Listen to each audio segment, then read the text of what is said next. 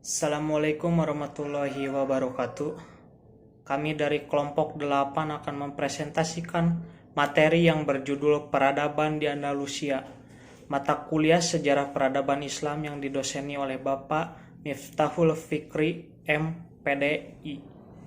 Kelompok 8 yang beranggotakan 3 yaitu Kanesya Salsafira, Muhammad Fikri Asidiki, dan Nikmatul Fitriani M.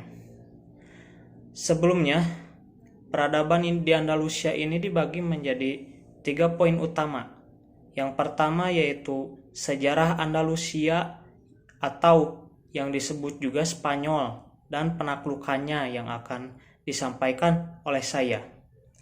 Kedua, kejayaan Islam di Andalusia atau Spanyol ini yang akan disampaikan oleh Kanesya. Dan yang terakhir adalah runtuhnya Kesultanan Andalusia yang akan disampaikan oleh Nikmatul. Poin pertama yaitu sejarah Andalusia dan penaklukan. Sejarah Islam Andalusia bermula dengan penaklukan yang dilakukan oleh tentara Muslim pada awal abad ke-2 Hijriah atau 8 Masehi. Sebelumnya, kaum muslimin sudah menaklukkan Mesir, Libya, Tunisia, Aljazair, dan Maroko yang berada di Afrika. Andalusia atau sekarang yang dikenal sebagai Spanyol pada abad ke-4 sebelum dikuasai oleh kaum muslimin juga dikenal sebagai Spain atau Spanyol yang dikuasai oleh bangsa Gotik zaman kegelapan Dark Age. Para penguasa menekan suku Vandal agar tidak merusak stabilitas kawasan dan wilayah lain, meskipun suku Vandal melakukan pemberontakan besar-besaran terhadap penguasaan yang dipimpin oleh mereka sendiri. Penguasa dapat mengatasinya dengan mengusir mereka ke arah selatan, dan Gotik memerdekakan sendiri untuk menguasai semenanjung tersebut. Ulrich pun menggunakan gelar raja pada tahun 467 Masehi, dan ia dianggap sebagai pendiri negara Gotuk Barat yang sebenarnya. Suku ini sendiri kemudian dikenal hanya dengan sebutan Gotik. Sekitar sebelum penaklukan Islam terhadap Spanyol, seseorang petinggi militer bernama Roderick melakukan kudeta terhadap kekuasaan dan memakzulkan Raja Gaetasia, sehingga pada pertama terjadinya penaklukan Islam, Roderick lah yang menjadi penguasa negeri tersebut.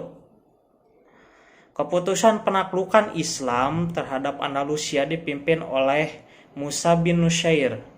Ia memiliki ide menaklukkan Andalusia sudah lama sebelum terjun ke medan perang langsungnya. Meskipun banyak hambatan yang ada di depannya, seperti minimnya armada laut, adanya Pulau Balear milik kaum Nasrani di belakang mereka, pelabuhan Sabtah atau Cita yang berkaitan dengan penguasaan Andalusia, dan masih banyak lagi hambatan yang menghalangi penaklukan tersebut. Tetapi Musa bin Nusayr mampu mengatasi hambatan-hambatan yang melintas di hadapannya, yakni dengan membangun beberapa pelabuhan dan menyiapkan armada laut, mengangkat Tariq bin Ziyad sebagai pemimpin pasukan penaklukan Pulau Balear dahulu, dan menggabungkan ke dalam wilayah kaum muslimin.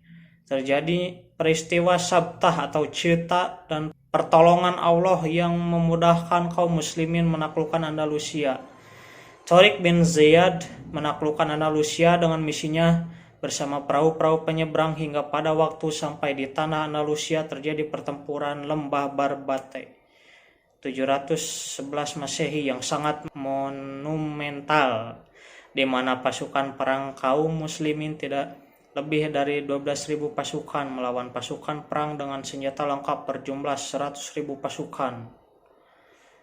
Andalusia setelah masa Musa bin Nusayr dan Tariq bin Ziyad ialah masa kekhalifahan. Beberapa perubahan yang terjadi di masa ini diantaranya penghapusan kasta, tumbuh peranakan baru, hasil perkawinan silang antara penduduk asli dengan kaum muslimin pendatang, dan penyebaran kebebasan beragama.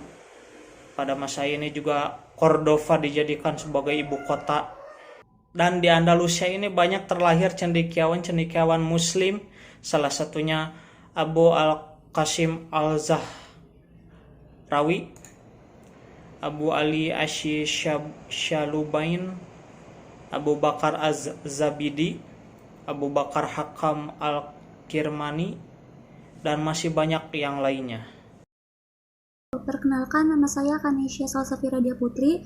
Pada kesempatan kali ini saya akan menjelaskan tentang kejayaan Islam di Andalusia. Nah, kejayaan Islam di Andalusia ini dimulai pada saat Abdurrahman Ad-Dakhil berkuasa pada tahun 138 sampai 172 Hijriah. Dan pada saat ini para pengikutnya pun turut menggantikan beliau ketika beliau telah tidak lagi berkuasa. Nah, salah satu kegemilangan yang paling tertonjol pada saat ini adalah para ulama yang semakin berkembang di bidang keagamaan, dan mereka menuliskan karya-karyanya pada bidang keagamaan ini. Namun tidak hanya bidang keagamaan saja, para ulama juga semakin memperluas Islam ini dengan kebudayaan-kebudayaan yang ada.